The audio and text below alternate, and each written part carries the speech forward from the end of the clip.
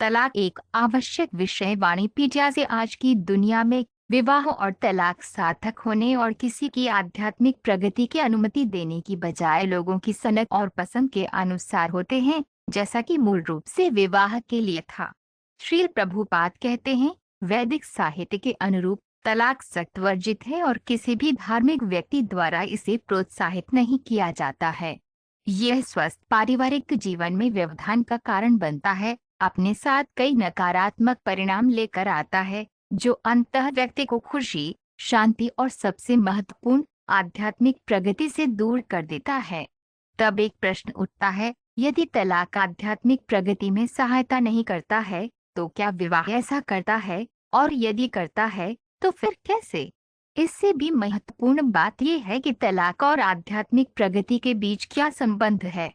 श्रील प्रभुपाद की पुस्तकें, व्याख्यान, वार्तालाप और पत्र इस आवश्यक विषय की व्यापक प्रस्तुति प्रदान करते हैं, जैसा कि वाणी कोट्स तलाक श्रेणी में देखा गया है। उनकी पुस्तकों का एक परिचय निम्नलिखित 8 उद्धरणों में दिया गया है। श्रील प्रभुपाद की पुस्तकों से उद्धरण पत्नी और बच्चे स्वाभाविक रूप से पिता पर निर्भर होते हैं, लेकिन पिता परिवार का भरण पोषण ठीक से नहीं कर पाने के कारण मानसिक रूप से परेशान हो जाता है और इसलिए परिवार के सदस्यों को अनावश्यक रूप से डांटता है।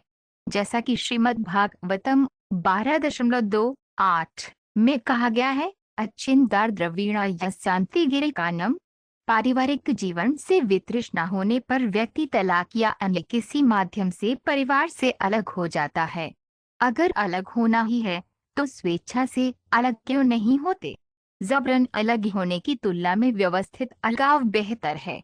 श्रीमद्भागवत 5.138। हालांकि अतीत में व्यक्तिगत चयन या सहमति से विवाह होता था, लेकिन हमें असहमति से तलाक जैसी कोई चीज नहीं मिलती। बेशक असहमति से तलाक निम्न वर्ग के पुरुषों में होता था, लेकिन सहमति से विवाह उच्चतम वर्गों में भी पाया जाता था, खासकर शाही क्षत्रिय परिवारों में। महाराज दुष्मंत द्वारा शकुंतला को अपनी पत्नी के रूप में स्वीकार करना वैदिक संस्कृति द्वारा स्वीकृत था। विवाह कैसे हुआ इसका वर्णन अगले श्लोक में किया गया है। श्रीमद्भागवत 9.2015। आधुनिक समय में पत्नी कभी भी दब्बू नहीं होती, इसलिए छोटी छोटी घटनाओं से भी गृहस्थ जीवन टूट जाता है।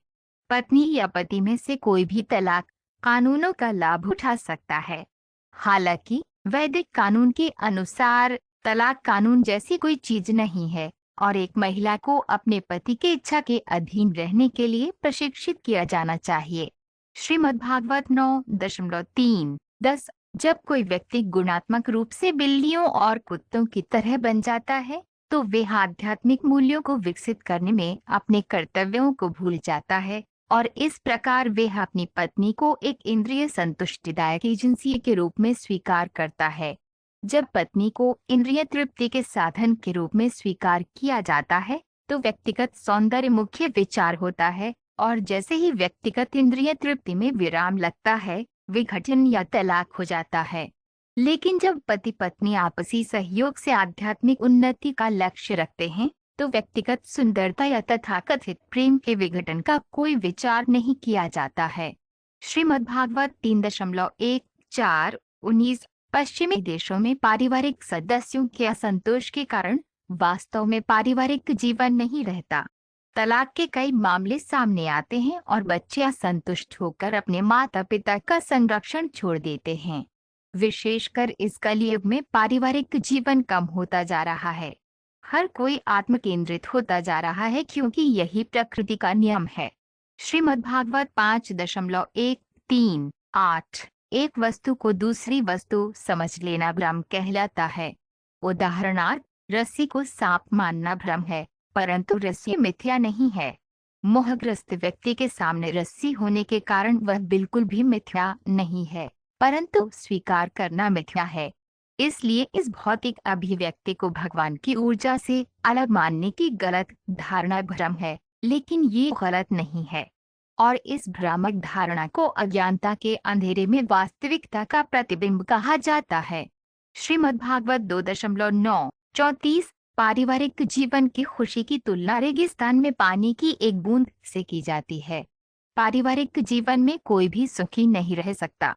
वैदिक सभ्यता के अनुसार कोई भी व्यक्ति पारिवारिक जीवन की जिम्मेदारियों को नहीं छोड़ सकता, लेकिन आज हर कोई तलाक के माध्यम से पारिवारिक जीवन को त्याग रहा है। इसका कारण परिवार में अनुभव की गई दयनीय स्थिति है।